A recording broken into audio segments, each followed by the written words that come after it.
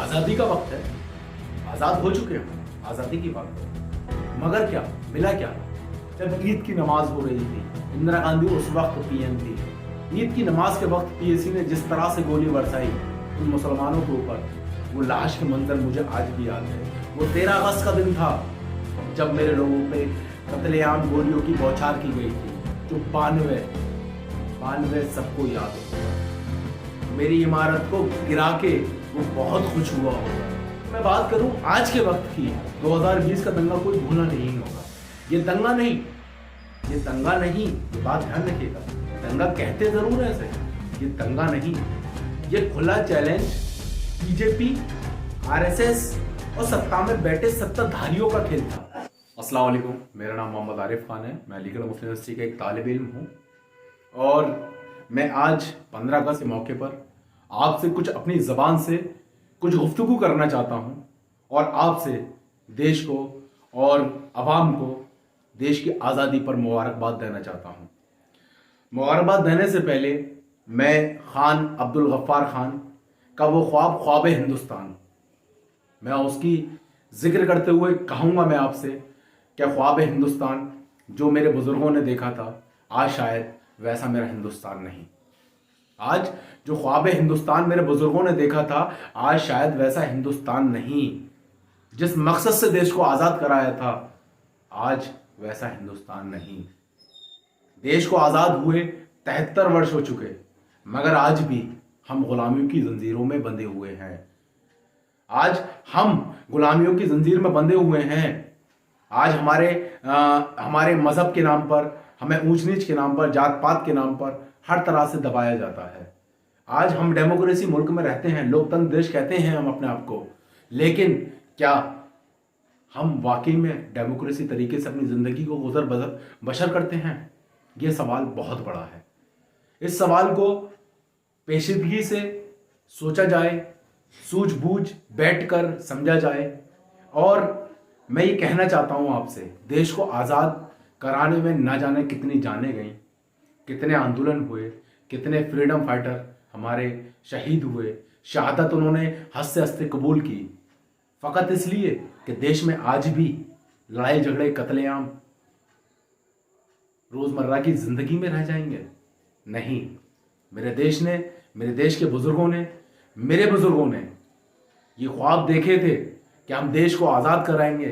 फिर ना तो कोई रिलीजन, ना कोई मज़हब, ना कोई ऊंच नीच, ना जात पात के कोई झगड़े होंगे, लेकिन आज भी होते हैं। इसकी आखिर वजह क्या? वजह सियासी हथकंडे या सियासी खेल में फंसे वो बेचारे लोग जो कभी समझ नहीं पाते। आज उनको हम धर्म के नाम पर, ऊंच नीच के नाम पर या जात पात के नाम पर लड़ाते हैं और कत्लेआम अपनी आंखों के सामने होते हुए देख जाते हैं। सवाल बहुत हैं, जवाब कोई नहीं। सवाल हर बार आते हैं, जवाब कभी नहीं मिलता। है क्या वजह? आखिर वजह है क्या? गांधी जी की मैं बात करूं, गांधी जी के 5 बड़े मूवमेंट की बात करूं, जो एक अपने आप में जाने माने मूवमेंट थे। सबसे पहले गांधी जी का वो मूवमेंट जो शायद हम सबको याद होगा, 1917 चंपारण मूवमेंट, जब लेबर क्लास लोग, बिहार के गरीब तबका जिनसे खेती कराई जाए लेकिन उनको पैसे ना दिए जाते, ब्रिटिश हुकूमत की बहुत बड़ी तानाशाही थी। आज सबको ही ये याद होगा चंपारण मूवमेंट। गांधी जी ने इनके लिए आवाज उठाई और अपने आप को इस आंदोलन का एक हिस्सा बनाया। और मैं बात करूं नॉन कॉपरेशन मूवमेंट 1920 की, जब ये रिलेटिव था जलियांवाला बाग से। आप सभी को बहुत ही अच्छे तरीके से जलियांवाला बाग याद होगा। फिर बात करूं 1942 क्विट इंडिया मूवमेंट, जब कहा गया था ब्रिटिश हुकूमत से कि इंडिया छोड़ो, भारत छोड़ो, भारत छोड़ने वाला आंदोलन, ये सभी को याद होगा क्योंकि ये नज़दीकी वक्त था आज़ादी से पहले 1942। ये उन बड़े मूवमेंटों में आते हैं जो हम सबको याद रहते हैं। तो मैं गांधी जी के ये 5 मूवमेंट आपको याद दिला दिए। उसके बाद अगर मैं बात करूं खान अब्दुल गफ्फार खान की, जिनका ख्वाब हिंदुस्तान कहकर वो जाने जाते थे। बात करूं मैं कांग्रेस में मिलने वाले अब्दुल कलाम आज़ाद की। कांग्रेस के मेंबर थे अब्दुल कलाम आज़ाद। बात यह है अशफाकुल्ला खान, भगत सिंह, चंद्रशेखर आजाद और राम प्रसाद बिस्मिल, ये हमारे वो लोग हैं जिन्होंने हंसते हंसते फांसी के फंदे अपने गलों में पहने। ये सब वो लोग हैं जिन्होंने अपनी जान की कुर्बानी देकर इस देश की आज़ादी की नींव रखी और नींव रखने के बाद इनकलाब का नारा बुलंद किया। हसरत मोहानी का नारा, वो इनकलाब जिंदाबाद का नारा, हम सबको ये नारा याद होगा। आज मैं हसरत मोहानी के साथ साथ डॉक्टर जाकिर हुसैन की भी बात करूंगा, जो तीसरे प्रेसिडेंट ऑफ इंडिया बने थे। ये वो लोग हैं जिन्होंने देश की आज़ादी में बहुत अहम भूमिका निभाई थी। बात करूं मौलाना हुसैन मेहंदी की तो उनका भी नाम लेना ज़रूरी है, क्योंकि इन्होंने भी बहुत बड़ा हिस्सा एक आज़ादी की लड़ाई में लगाया था और ये जामिया के फाउंडर भी हैं। तो ये हम लोग के लिए ये नाम वो नाम है जो आज़ादी के एक बहुत बड़े हिस्सेदार रहे हैं आज़ादी की लड़ाई में।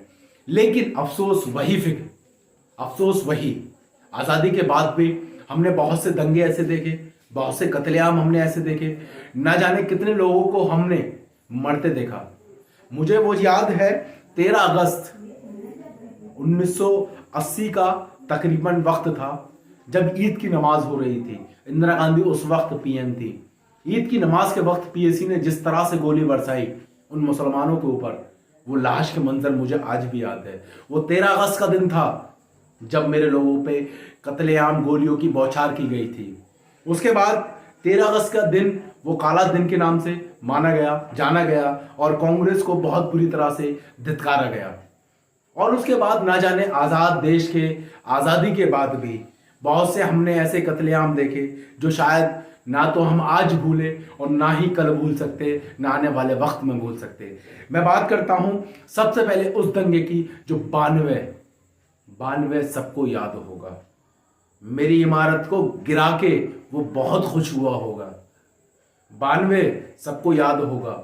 मेरी इमारत को गिरा के वो बहुत खुश हुआ होगा। यकीनन मुझे भी यकीन है, दिल में थोड़ा सा अफसोस हुआ होगा। और देख आज क्या हाले सितम उनके हैं, देख क्या हाले सितम उनके हैं। मंदिर पूजा सब कुछ करते हैं सत्ता में आने के बाद। देख मंदिर पूजा सब कुछ करते हैं सत्ता में आने के बाद। मेहनत उनकी थी, जो उनको नतीजा मिला। क्या लगता है ये मजबूरी के लिए फैसले तुम जीत गए? ना बाबा, जीत ना सके। दूसरा 2002 सबको याद है, गुजरात दंगा, जिसमें जिस तरीके से कत्लेआम किया गया, जिस तरीके से लोगों को मारा गया, जिस तरीके से माओ के पेट में से बच्चे को चीर कर मारा गया। ये एक नज़म बहुत सुनी होगी आपने उस वक्त की, कि कबूतर, जो शबीना आदमी की नज़म है, बहुत प्यारी नज़म लिखी उन्होंने, कि बच्चा माँ के पेट से चीर कर मार दिया। तो ये बहुत से मसले हैं। मैं आपको 2007 का दंगा याद दिलाता हूँ। मैं अलीगढ़ शहर से ताल्लुक़ रखता हूँ, अलीगढ़ सरजमी की बात करूँगा, क्योंकि अलीगढ़ सरजमी की बात करना मेरे लिए दो तरीके से अहम है। क्योंकि मेरी तालीम हासिल हुई अलीगढ़ मुस्लिम यूनिवर्सिटी से। जो सर सैयद अहमद खान ने अलीगढ़ मुस्लिम यूनिवर्सिटी बनाई, उसमें सर सैयद अहमद खान का एक ख्वाब था कि जो यहाँ से उठेगा वो अब्र यहाँ पर बरसेगा। तो मेरा फर्ज बनता है कि पहले मैं अपने अलीगढ़ शहर के लिए बोलूँगा, फिर उसके बाद मैं और कहीं की बात करूँगा। तो मैं अलीगढ़ शहर की बात करता हूँ आपसे। 2007 का दंगा शायद आपको सभी को याद होगा किस तरीके से कत्लेआम किया गया था। और उसके बाद अगर मैं बात करूं आज के वक्त की, 2020 का दंगा कोई भूला नहीं होगा। ये दंगा नहीं, ये बात ध्यान रखिएगा। दंगा कहते जरूर है ऐसे, ये दंगा नहीं, ये खुला चैलेंज बीजेपी, आरएसएस और सत्ता में बैठे सत्ताधारियों का खेल था। मैं आपको ये बात बता दूं कि कपिल मिश्रा जो एक बहुत बड़े नेता बनते हैं और एक भाषण देते हैं, और वो अगले कुछ दिनों में दिल्ली के अंदर लोगों को प्लानिंग के तहत आपस में झगड़े और मारपीट और कत्लेआम कराते हैं। वो 20 का बात कर रहा हूं मैं, दिल्ली की बात कर रहा हूं, जिसमें लोगों को तहस नहस कर दिया गया। मुझे दर्द होता है दिल्ली जब बिखरता है, मुझे दर्द होता है जब दिल्ली बिखरता है। बात करूं बात करूंगा आज मैं, आजादी का वक्त है, आजाद हो चुके हम, आजादी की बात करूंगा। मगर क्या मिला, क्या मुसलमानों की बात करता हूं। मुसलमान आज पॉलिटिकल कहां हैं, अपने आप को कहां दिखा रहे हैं? आज मुसलमानों का पॉलिटिकल की बात कोई नहीं करेगा। मुसलमान को पॉलिटिकल हिस्सा कहां है? कम से कम मुसलमानों को हिस्सा दीजिए पॉलिटिक्स में। दूसरा मैं बात करूंगा एडमिनिस्ट्रेशन, मुसलमान कहां खड़ा आज? कितनी भर्तियां सरकारी जॉब में है मुसलमानों की? मुझे आपसे यह सवाल। तीसरा, इकोनॉमिकली मुसलमान कितना मजबूत है? सवाल बहुत हैं, जवाब कुछ नहीं। मैं बात करूंगा गवर्नमेंट से आज तक कितनी पॉलिसी बनाई गई जो मुसलमानों के हित के लिए है। मैं बात करूंगा, मैं छोड़ूंगा नहीं। अगर सवाल है तो सवाल करूंगा, बिना डरे बेबाकी से आपसे सवाल करूंगा। है मेरे अंदर दर्द है, वतन का भी, कौम का भी, तबके का भी, हर एक अवाम में रहने वाले हर एक इंसान का दर्द है सीने में। कोई तो मसीहा बनो। कब तक यूं गुलामी की जंजीरें पहने रहोगे? आजाद देश में रहते हो, आजादी की बात करो। इनकलाब जिंदाबाद, इनकलाब जिंदाबाद। कुछ अशार हैं इस शेरवानी के खातिर। ये लिबास नहीं, ये किरदार है मेरा। ये लिबास नहीं, ये किरदार है मेरा। मर मिटने की चाहत है, मर मिटने की चाहत है। जुल्म जहां जहां करोगे वहां खड़े रहने की आदत है। जुल्म जहां जहां करोगे वहां खड़े रहने की आदत है। कब तक तुम जुल्म से डराओगे हमको?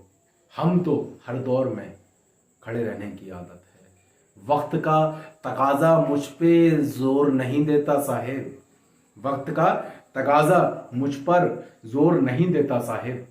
मैं तो वो हूं जो सैयद के घराने से निकला हूं। सैयद की कुर्बानी को याद करके डरा नहीं सकते, मार नहीं सकते। बुजुर्ग मेरे आज़ादी में बड़ा हिस्सा कुर्बान कर चुके।